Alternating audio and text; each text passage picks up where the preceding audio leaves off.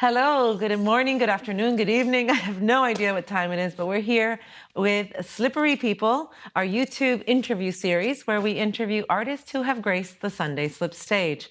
I would like to give a great big thank you to Wave Studios for having us here every week, and my special guest today, Sandy Jones. Hi, Liliana. Hello, everyone. How's it going? Pretty good, Sandy. It's been a lovely morning so far. It has. What an incredible space. Thank you. This place is awesome. I love it. Well, so good. I hope that you enjoy this interview. That sounded ominous, and I liked it. So, Sandy, my first question, surprise, surprise, is how did you find out about Sunday Slips, or what's your first memory of participating, seeing, viewing Sunday Slips? Sure. So I first went to Sunday Slips. I actually watched the video of my first Sunday Slips set today. Really? To kind of brush up on it. Oh my God, maybe you can send us that video to show later in this very interview. I can do that. Is it that bad? I wonder if it needs to see the light of day or not, you know? Like, it's just a lot of neck, you know? I'm just like a lot of, you know, it's not a lot of words, it's a lot of neck. I don't know. Was that your first time doing comedy? It was not the first time, but it was, I'd say, like first 10 times, something like that, like early on. I'd already started, I had a little bit of material, I had some ideas, and I'd already done a few mics, and I kind of found this list of all the mics online. We're on a list? You're on a list. How scary. I know. It was like no-fly list, then... Sunday Slips. Sunday Slips. And what did I do? I found it. It's like show up to sign up. Good. I got there early because I'm half Bolivian, but I'm also British. So it's an internal conflict, you know? I'm either 1 hour early or 1 hour late. You live it's in Berlin, so basically you're always late. Pretty much. Like, everything is late. Everything in Berlin why is that? Probably because everyone stays up late. I don't know. I mean, I get really upset when people are too early as well as too late. Like, being early is also a problem. Interesting that you say that. So I was too early that night. And that was a total bitch to you. No, not at all. You were really polite, but I think I made it a little bit awkward. So I got to the bar, and there was obviously like not much going on because I was very early. Asked the barman, is there a show here? He's like, yeah, downstairs. So I go downstairs. Oh, this is at the old venue. Old venue, yeah, this is old school. And you were at the other side of the room, so I was like, hi there. And you kind of like came to me, and I think you were eating a sandwich. You were like halfway through eating something. And I didn't get the social cue. I was kind of nervous, and I was like, hi, my name's Sandy, like, how are you doing? Good to meet you. And you were like, oh, hello. And you were really polite, you were really friendly. And you just said, cool, all good, the show's not for an hour, go get a drink and stuff, but write your name with this piece of chalk on the door. So I was like, all right, got the chalk, went to the door, wrote my name, and that's like the first thing I remember about kind of Sunday Slips was, it's not a lot, but just seeing your name, I know I wrote it, but seeing your name, like Sandy Jones, comedian, on the list, I was like, okay, cool. I've made it. I've made it onto a chalkboard. I'm on the chalkboard. I've done it. And yeah, the room filled up. It was quite a buzzing night. Yeah. And you know, you went up, you did the hosting. The room was hot, and it was a huge mix of different kinds of performers. It was a musician, a poet. Like it was the first show I'd done where it wasn't just comedy. Yeah, I don't think there's that many. There's a few in Berlin for sure, but there's not that, and it's not that. Like, the open mics are either for music or for poetry or for comedy. Exactly. We pretty much just welcome everyone. Exactly, which I loved, and it was a completely different challenge to what I'd done in the other shows. Yeah. So as soon as I got up, I remember realizing very quickly, oh, I'm not getting any easy like laughs here. I'm going to put you on after a flute player. Follow that. I think you put me on after a guy who he kind of heckled, and he was like, he said something, and you were like, come on, you know, like if you think you're so good, did you sign up? And he was like, no, and you were like, can you do anything? He's like, I play piano. And he kind of played it down a bit, and you're like, you're not going to do it. And he was like, no, I'll do it. And he came up and he killed. He did really well with the piano on a whim. Huh. And then I followed that guy. So that was fun. You never know what to get there at Sunday Slips. Exactly. That's for sure. But it was such a good challenge, and I remember feeling super nervous. I couldn't look anyone in the eye. You know, I didn't. Wow, you've grown a lot then, because like now you get on stage and you're just like dancing up there, Honestly, hosting shows. I watched it this morning and I was cringing. Like, I do hope you send us that video. I will. I'm proud of that guy, but I'm like, oh my God. Good. It's just all neck, really. It's like, I'm just like, well, It's like you when know, I see myself on stage and I see my hands, my jazz hands are like I carry the energy here. And so I see these gestures being like really tense, you know, instead of just like flowy, lighter hands. And it's all tension. And the way I'm holding the mic, like my arm's like up here. And I'm like, but I got some laughs, you know. I got a few little laughs here and there. I did a personal joke, and then at the end, there's the seed of one of my good bits, the jiu-jitsu one. Oh, jiu-jitsu. Jiu-jitsu It's only one. the beginning? It's just, I might have even been the first time I said it, and it's like a few of the key bits that are still in it now. Yeah. And this is so important for the process, and a lot of people don't really realize, like they're like, oh, you know, you tell that joke like you're just sitting at a dinner table, and it's like, well, I've been rewriting this joke for 10 years. Literally. Yeah, this was November 2019. Right, so that's prior to the pandemic. Pre-pandemic, yeah. December, I got in January, just February, before. March, April. I had like 4 months before the pandemic. something like that, yeah. And I think I'd been doing it for like a few months before that. So luckily I had a few, you know, a little start before it all shut down. Yeah. And then it was Clubhouse shows every day, Zoom shows, and all that stuff. Let's just delete that Let's comment. never. It's not. I'm glad those were not recorded. Did Clubhouse survive the post reopening of the world? Have you been on it since? I barely was on it during. I don't think I've been on it since. I mean, it still I exists. have a radio for that. Right. Plus, there's podcasts. Podcasts. And everything has you can do an audio room from any app now. Do we really? I mean, I don't think anybody's using Clubhouse anymore. I think it was great for that time, and it like helped us survive, you know? Did it help us survive, or did it help us critique everyone anonymously without showing our faces? I showed my face. Oh, okay. Yeah. But what else? Oh yeah, so the first time, I remember coming off stage, and then you know the adrenaline kind of dumps a little bit, and I just watched the last few performers, and then Winton, who was here earlier doing his thing, he closed the show, right? And that was the first time I'd seen him, so I was just kind of sitting there engrossed in the music and the vibe, and just going over the fact that you're like, how did I end up in New Jersey? When does the sex party start? Like, is this? We bring everything to Sunday Slips. Just show up to sign up. There was another, the sexorcism. Do you know that? Do you remember that? Was it at Sunday Slips? That happened at Sunday Slips. I believe Maybe it. the next time. It was like Anyway. like a whole sketch? Yeah, it was like a whole act out where someone's getting like sexorcised, and there's like a sexual demon in them. And I recall something, but it was just intense, so many but memories. it was great. Like I was like, I'm home. That's how I felt. This is how you know he's Latino. He's talking about sexorcisms. Pero Sandy, para que la gente en el mundo surreal, en el mundo del internet, they're looking at me like, she's speaking Spanish. How are we going to translate this later? YouTube comments. Oh no! Like. Then the most important thing is que sepan que tú también hablas español. Pero claro. Ah, muy Y bien. es otra cosa también, o sea, ¿podemos hablar en español? Un poquito. Un poquito.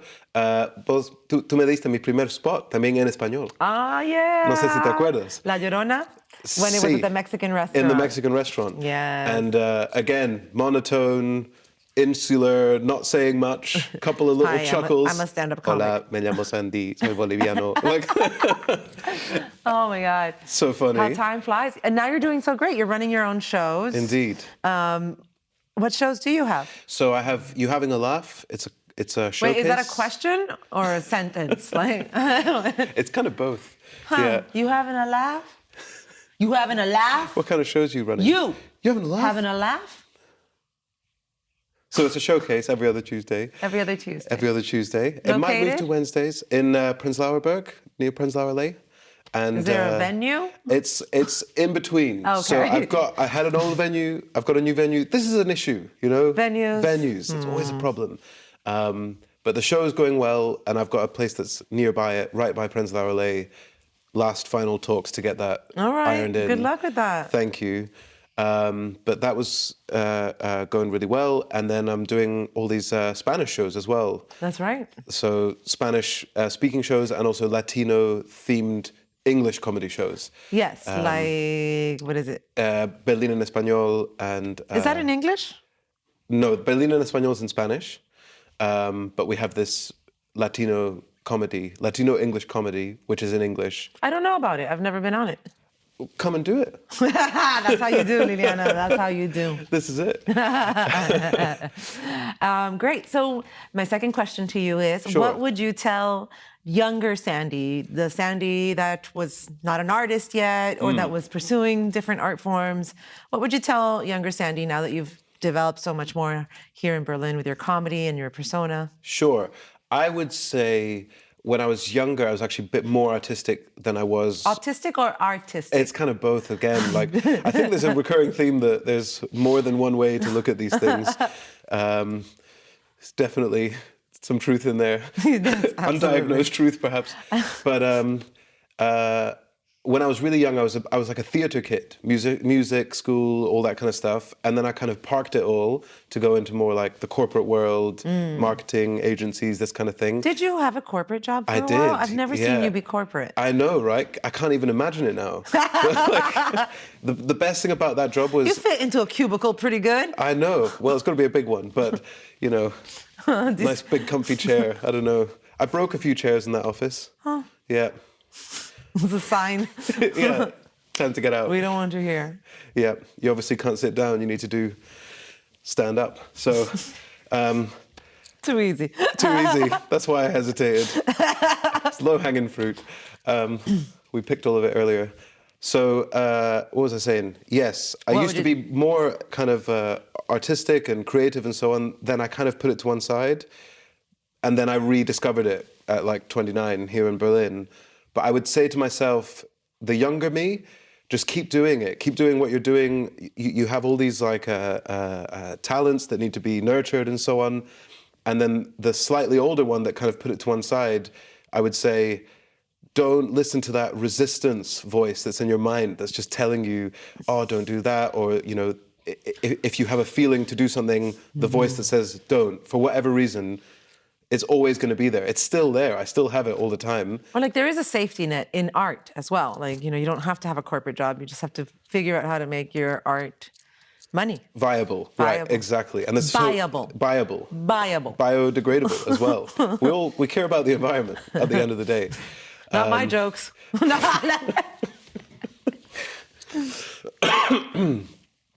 So read Stephen Pressfield's The War of Art, I would say, early on. The what? The War of Art. So great book. It's very short. And that book... The War of Art? The War of Art, yeah. And it kind of just encapsulates how your brain plays tricks on you to stop you from doing the things that you know you should be doing. Huh. I'm getting it confused with this other book. The Art of War. Yes. Yeah. I'm like, so I was just like, what? Another classic, by the way. What's happening? Okay. Yeah. So that's the advice I would give. all right. Don't deny that voice, but just appreciate that it's there and work around it. All right. Yeah, keep I going. like that. Keep going. And you have been. You haven't stopped since you got into comedy. You've really, really propelled yourself. That's it, yeah. Berlin is just the best place to be in terms of starting. It's not. It's a great place to be. It's not the best place to be. In terms of starting. For comedy? For starting comedy? It's a great place for any artist that wants to have a really supportive, like, oh my God, you're so good. Una cosas lindas. But sometimes you need a little bit of like, hey, step it up. True. Hey, maybe, you know, like sometimes Berlin's a little bit too cancel culture-y for a developing comic. Fair play, but when you're starting, it's quite hard to get spots. But it also sucks to think that you're so great when you're like 1 year in versus I never the thought reality. I was great. I never thought I was great. Well, you're humble. I'd like to think so. I knew this was a long journey from the start. Yeah. I know I'm still. No, I don't think Berlin is a bad place. I think it's a wonderful place for artists. I've do believe that they should start somewhere more difficult Oh, for like interesting. the first 2 to 3 years, and then maybe move to a place that is like when you go to residencies or art programs that support you. But you already have had rejection, you've had more competition, you've had more mentors, you've had access to greater talent that has more experience and years of longevity in the field. Right. Berlin is a little bit, especially in the English speaking community, it's a little bit like, you know, the pros are me. No, I'm just kidding. We're going to start a riot. This is... No, but like the people who have been doing it longest, I think in English speaking, I'm at 15 years in comedy and I consider myself a teenager with the, you know, like compared to my mentors. And those mentors, they travel through Berlin. They don't live here. They're not here. You have to go to London. You have to go to, you know, New York City. You have maybe Toronto, places where there's a bigger comedy scene, maybe parts of horrible Texas, don't know. LA, where you see the greats who are on television, in commercials, and writing, and behind programs. And it's here too, but it's on a smaller level. So I totally agree, and I definitely think we need more of that. We need more because then long-term it'll professionals also to come. teach a bit of like learning skills from better people. Hey, you know? agreed. I agree with all of that. I still think it's a But- good place to start, though, Yeah, I don't. because when you start, there's like 150 comedy shows a week or something I like that. started in New York City, and I could do 3 open mics a night. Okay. No problem. I did have to pay €5 to get on or $5 to get on. Well, there you go. But it weeds out the week. Okay. It weeds out the week. It weeds out the people who don't dedicate their time and like set aside that. I agree. You know, But how much? So in terms of like living in New York, though, very expensive. so. But I'm just giving you the reasons why I believe that. But that doesn't have to do with our art so much. I Wherever think it you does. are, You've got to live. You've got to but we live. And you've got to lived. breathe. You've got to eat and sleep, and that's possible here still. It's changing a lot. It's changing, and it's changed even since I moved here. Yeah. But it's still possible, and I could live in the city and do all of those shows. So do all these artists in New York. Maybe they're a little bit more stressed out, but maybe that stress also adds to more of a life. Sometimes these younger artists, I mean, we're just rambling here, but forget that they have to have a life outside of comedy, and it's like all comedy all the time. And it's like, yo, do you have any hobbies? I have noticed that sometimes I get sucked into like this wind tunnel of just what's like the if spot, you what's the weren't thing, what's the planning next a thing. wedding right now, is your entire life only comedy? Pretty much that, and jiu-jitsu and a couple of other little hobbies. Yeah. But comedy just takes over. It does. And it takes over in an unhealthy dynamic as well, because It it's can do. alcohol induced. There's, we're at bars late at night. I mean, we all love our It's little... so easy. It's so easy. La marihuanita aquí, la rayita allá, quitín, quitín. Disculpa, mami. Perdón, mami. But yeah, Yeah, it's definitely an incubator for artists in many there forms. you go. It's an incubator. Yeah. That's a good way of putting it. So therefore, a good place to start. Nope. But a good place for when you're at the beginning of your career. Right, the start. No.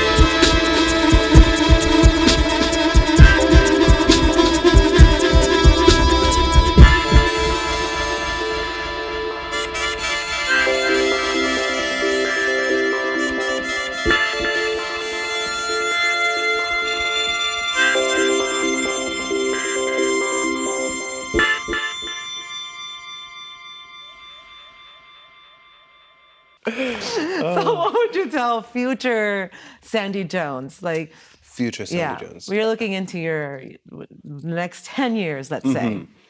So I would say I like being in this scene, and I want to stay here like medium to long term. I want to continue to push forward with the shows that I'm running.